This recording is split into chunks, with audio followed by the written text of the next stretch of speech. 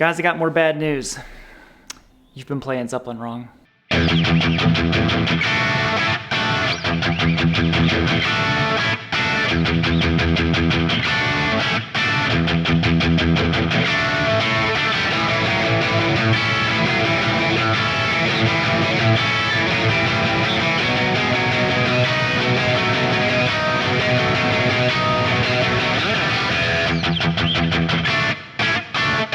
So what song are we talking about? We're talking about Communication Breakdown. You've seen it played 1,000 times in 1,000 different ways. And today, I'm going to try to demystify it and play it just like Page. Because there's a video where they actually show his hands. That's what we're talking about. Get the tabs all linked down below. Yo, let's get it. Let's talk about how I see a lot of people play this riff. A lot of people play it like this. That's wrong. That is also wrong. I'm just joking, no one plays it up there. But down here, the way Page is actually doing it, and I want to talk about the picking here in a second as well, because there's a lot that goes into this. You know, this is why I like doing these dive intos, because there's a lot of little things that you can learn from these guitar greats. That's how Page is doing it. Now, he actually uses his pinky. I really can't do it that way. It's so uncomfortable. I don't know why he does it that way, but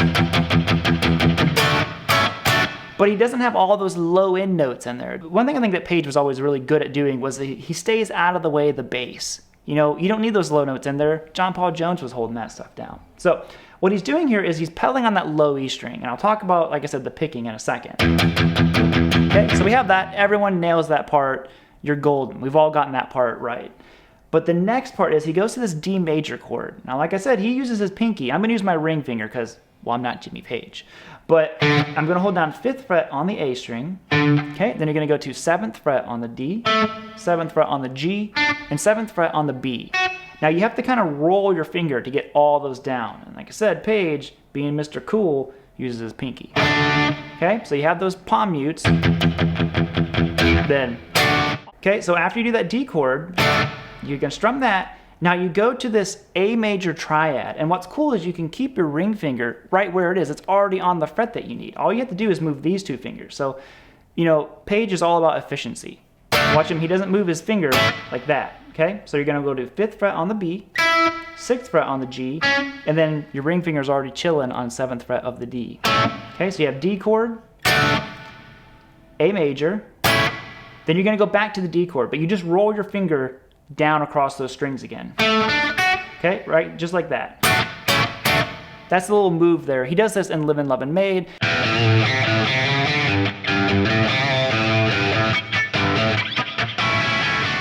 Okay, so let's talk about the picking for a second before we move into the next riff, because I think this is crucial.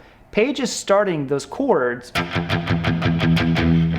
with an upstroke.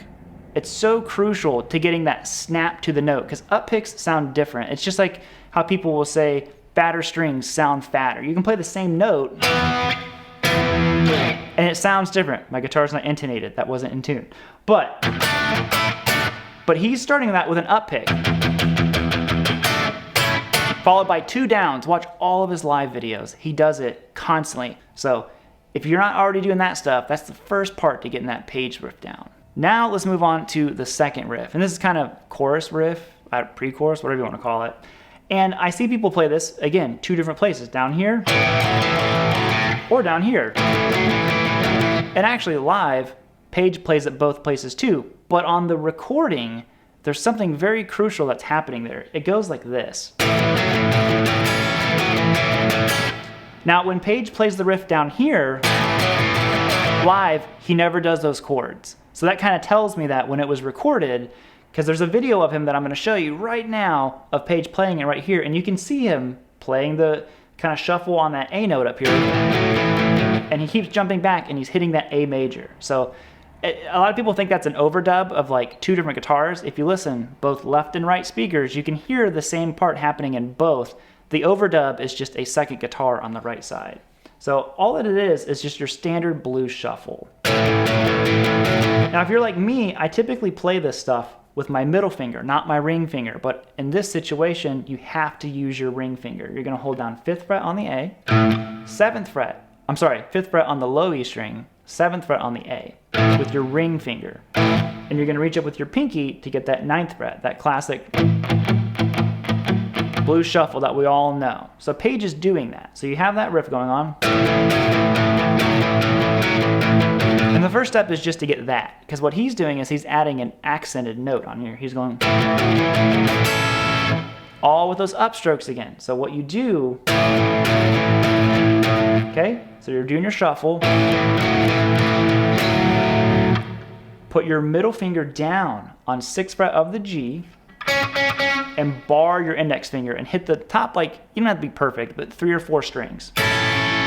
And that's that chord that you hear, but he doubles it on the track. So it almost sounds like there's 2 guitars all of a sudden, and it's because there are 2 guitars, but you can play it all with just one.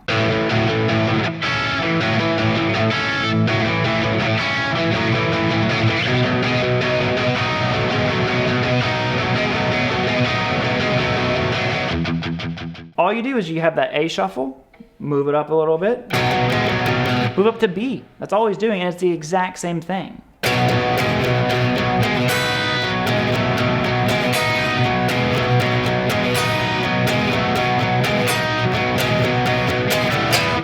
Okay, and then he goes back to the beginning.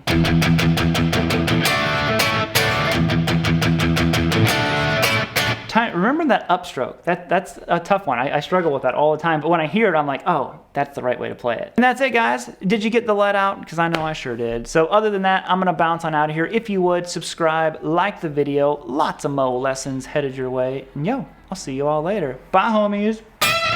And if you made it to the end, remember, end it bluesy. You know what? Leave it in there.